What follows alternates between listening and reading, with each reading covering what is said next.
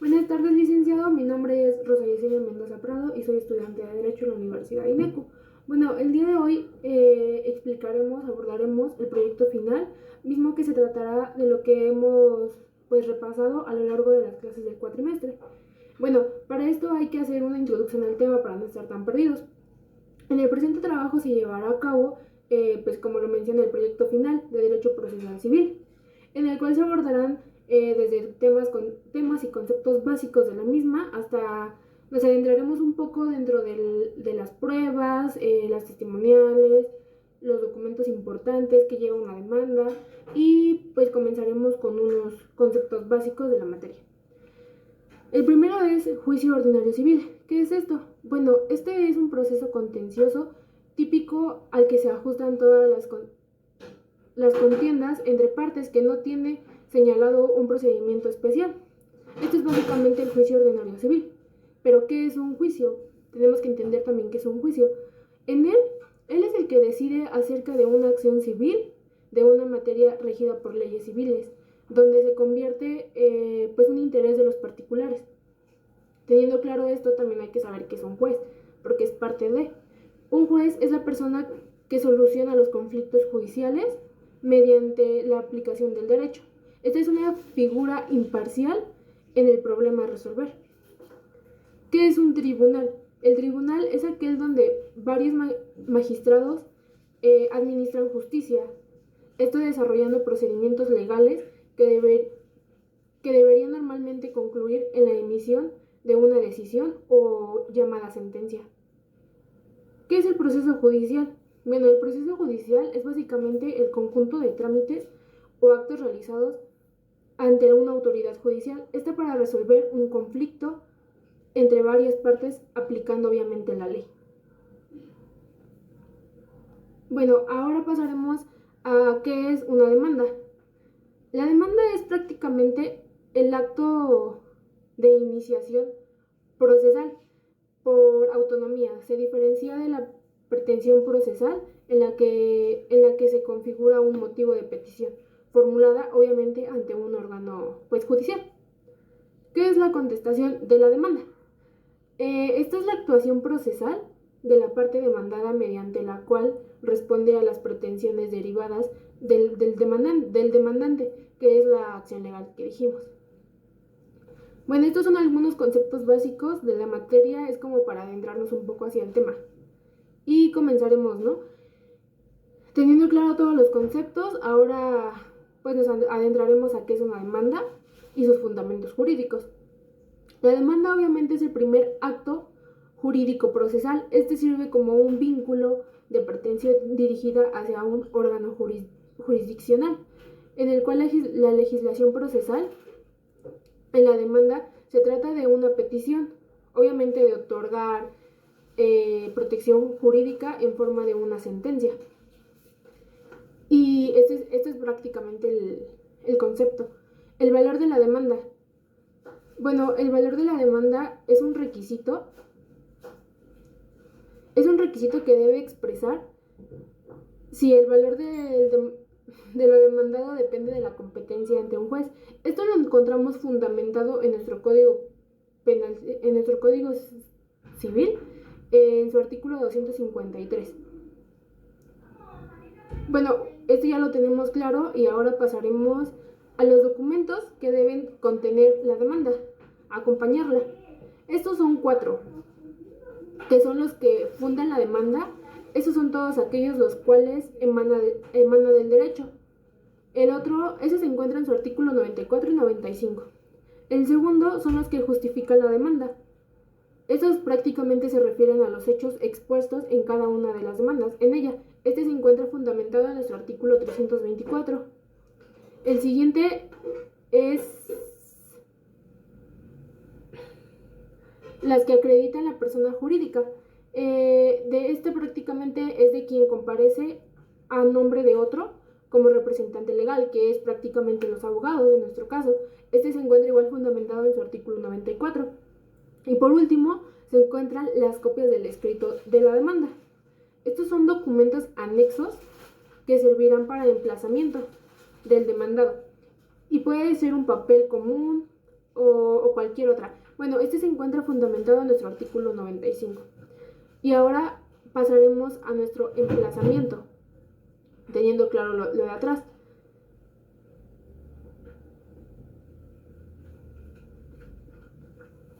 Bueno, no. Bueno, ahora un concepto básico, emplazar es el plazo del juez de un acuerdo con ley. Para...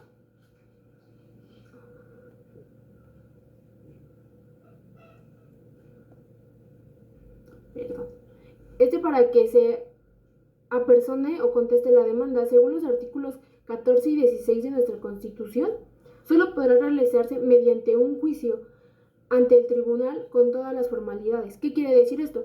Nadie puede ser condenado sin antes haber sido oído y que no se pruebe lo contrario, de que es culpable o no, ya que tenemos como derecho nuestra garantía de audiencia. El emplazamiento debe ser correcto, de lo contrario se iniciará un proceso legal. Admitida la demanda, se correrá el traslado de ella a la parte demandada, emplazándola para que conteste dentro de un plazo de 9 días. Ese es el plazo que tiene una persona demandada para hacer la contestación de la demanda y no hacer omisión de ella. ¿Qué efectos promueve la demanda? Son cuatro efectos, que es prevenir el conocimiento del juicio a favor de un juez, también sujetar el emplazamiento a seguir el juicio. También obliga al demandado a contestar ante el juez que lo emplazó. Y la última, produce consecuencias jurídicas, ya sea buenas o malas. Teniendo claro esto, bueno, ahora pasaremos a otro punto de nuestro TIC, el cual es las excepciones. Las excepciones es un punto importante dentro de nuestro proyecto. ¿Qué es una excepción? Bueno, esta es la oposición que el demandado formula frente a la demanda, bien como obstáculo definido o provisional a la actividad provocada mediante el juicio de acción ante el órgano jurisdiccional. Como objeto de la sentencia. Y bueno, en este tema existe una clasificación y estas ambas se clasifican en dos partes, que son las excepciones dilatorias y las excepciones perentorias. Las dilatorias son alegaciones que el demandado formula oponiéndose procesalmente a la demanda y utilizando hechos que constituyen obstáculos temporales para que prospere la acción. Se trata de alegaciones que deben encuadrarse de alguno de los supuestos taxativamente provistos en la ley procesal. Bueno, lo encontramos en nuestro artículo 34 del Código de Procedimientos Civiles para el Estado de Hidalgo. En el artículo 35 nos estipulan cuáles son las excepciones dilatorias y las perentorias. Bueno, las perentorias se le llaman excepciones perentorias a aquellas que excluyen de modo permanente la acción. Las anteriores eran temporales y estas son permanentes. De modo que el proceso sobre la acción principal no puede llegar a producirse, se estanca ahí y ya no existe ningún acto jurídico. Es decir, aquel medio de defensa de carácter mixto por el cual el litigante, sin entrar al debate acerca del fondo, sostiene su adversario no tiene acción judicial, lo que mencioné hace un rato. Bueno, estas dos son formas de posponer una acción legal, ya sea, como le dije, temporal o definitivamente. Y ahora pasaremos con la litis. Este tema igual es de suma importancia, ya que en nuestros trabajos anteriores lo tuvimos que tomar muy a fondo. Bueno, la litis fija las partes de la demanda y la contestación de la misma, con su posible revocación y contestación de esta última. Esto limita al alcance de lo contenido. El efecto es obviamente obligar al juez a resolver exclusivamente los puntos controvertidos en ella. La litis queda fijada presuntivamente. Pero ¿qué nos dice nuestro Código Civil para el Estado de Hidalgo acerca de ellos? Bueno, todo lo que... Esto se encuentra del artículo 263 al 275. Y bueno, algunos de ellos que yo puse en mi proyecto escrito es el artículo 263, que dice que el escrito de la contestación, el demandado deberá referirse a cada uno de ellos, de los hechos. El artículo 264, el silencio y las evasivas harán que se tenga por confesados o admitidos los hechos. Y el artículo 265, que nos dice que la litis quedará fijada con los hechos controvertidos por las partes. Y bueno, ahora hablaremos de un tema que es algo extenso, pero para mí en lo particular es uno de los más importantes por lo mismo que es extenso. Y esta es la prueba. Para entrar a esto también tenemos que saber qué es y su definición. Bueno, esta es la actuación procesal por las partes que intentan acreditar los hechos educidos a la demanda o la contestación de la demanda, convenciendo al juzgador sobre la veracidad de estos, la verdadera o si mienten o ese tipo de cosas. ¿Cuál es el objeto de la prueba? Bueno, el objeto es importante destacar lo siguiente: el objeto y la finalidad de la prueba no es otro que tomar convicción al juez o al tribunal en lo que respecta a la verdadera existencia de los hechos. Ese es prácticamente el objeto de la prueba, su finalidad. Y bueno, ahora hablaremos acerca de nuestro Código de Procedimientos Civiles para el Estado de Hidalgo, que nos dice sobre el tema de las pruebas. Los medios de prueba. Esto se encuentra contemplado en su artículo 283, que nos dice que la ley reconoce como medios de prueba 1. La confesión, 2. Documentos públicos, 3. Documentos privados, 4. Dictámenes periciales, 5. Reconocimiento judicial, 6. Testigos, 7 son fotografías, copias o ese tipo de cosas. 8 es la fama pública, 9 son las presunciones y los demás medios que produzcan convicción el juzgador, el juez, así de decirlo. Bueno, como lo mencionamos al principio del tema, nos adentraremos mucho en ya que es de suma importancia, y ahora hablaremos sobre el ofrecimiento y la admisión de la prueba. Bueno, en es importante resaltar el periodo que tiene cada una de ellas, y este periodo va desde los 10 días, que empezarán obviamente a correr desde el día siguiente de la notificación. Es decir, si se lo notifica el día de mañana, a partir de mañana correrán los 10 días. ¿Pero qué nos dice nuestro Código Civil para el Estado de Hidalgo? Bueno, en ello lo encontraremos del artículo 283 al 295. El artículo 288 es importante, ya que nos establece que las partes, al ofrecer las pruebas, las relaciones con los hechos fundamentados de su acción o excepción.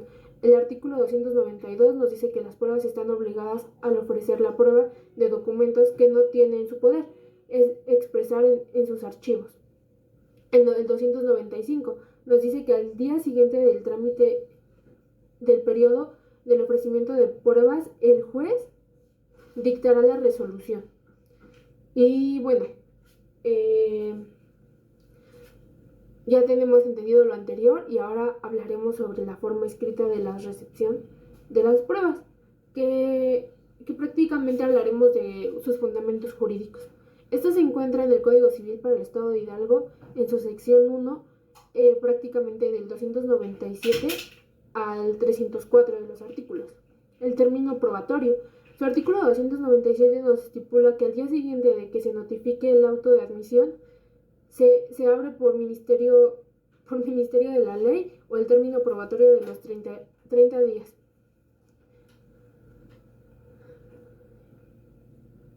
Y bueno, ahora pasaremos a los medios de prueba, que prácticamente es lo que ya vimos anteriormente, es la confesión. Y la confesión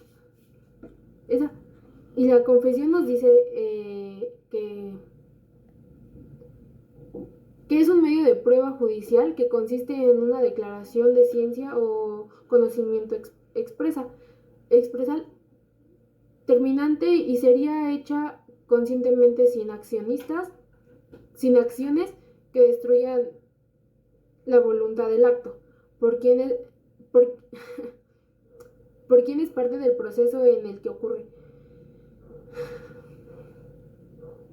Y su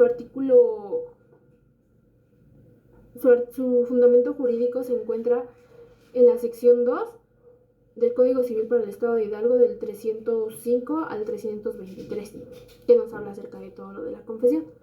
El siguiente, que es el instrumental. Bueno, la definición del instrumental, cabe mencionar que es la prueba, como su nombre lo indica, es aquella que produce por medio de instrumentos. Se le llama también prueba documental o liberal. A su vez es sinónimo de documento o escrito. Y su fundamento jurídico lo encontramos de su artículo, de la sección 3, artículo 224 al 300, del 324, perdón, al 341 del Código Civil para el Estado de Hidalgo, que prácticamente nos establece que los documentos públicos expedidos por las autoridades federales o funcionarios de los estados, territorios o Distrito Federal harán con fe en el Estado de Hidalgo, sin necesidad de su legislación.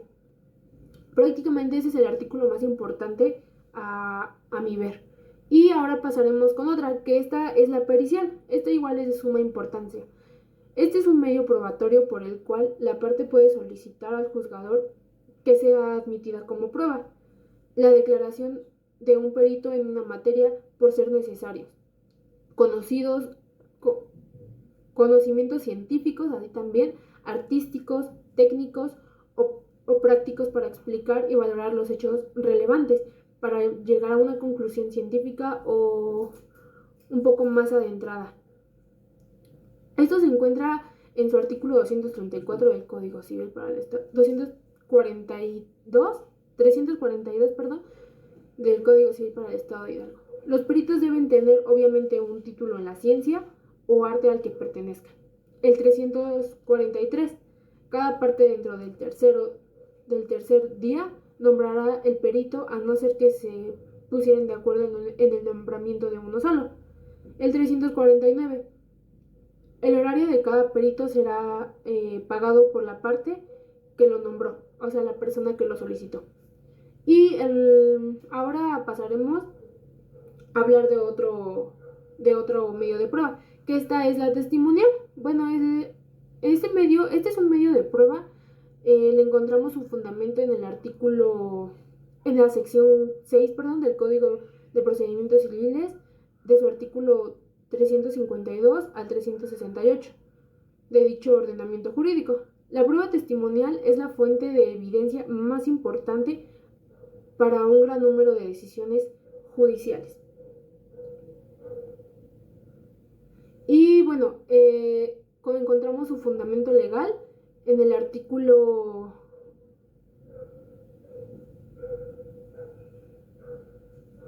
pues como lo mencionamos anteriormente, en la sección 7 del Código Civil, del Código de Procedimientos Civiles para el Estado de Hidalgo.